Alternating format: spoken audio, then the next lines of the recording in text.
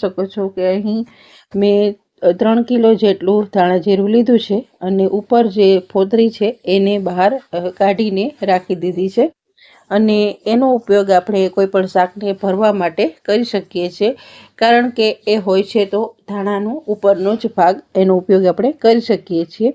હવે જે આપણે ભરવાનું છે એ જોઈ લઈએ। આપણે કાચની બોટલ લેવાની છે અને કાચની બોટલને પ્રોપર ધોઈ અને તડકે સૂકવી અને ઠંડી કર્યા બાદ જ એમાં આપણે ધાણા જીરું ભરવાનું હોય છે અને ધાણા જીરું ભરતી વખતે પ્રોપર રીતે એને દબાવીને ભરવું પણ એટલું જ જરૂરી હોય છે।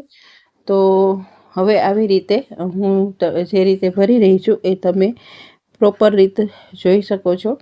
આવી રીતે આપણે ભરતા જવાનું છે અને કોઈ પણ લાકડાનો આવી રીતનો દંડો હોય, જનરલી બધાના ઘરમાં હોય જ છે, ભાખરી કે પરોઠા રોટલી માટે આપણે ઉપયોગ કરતા હોય છે। આવી રીતે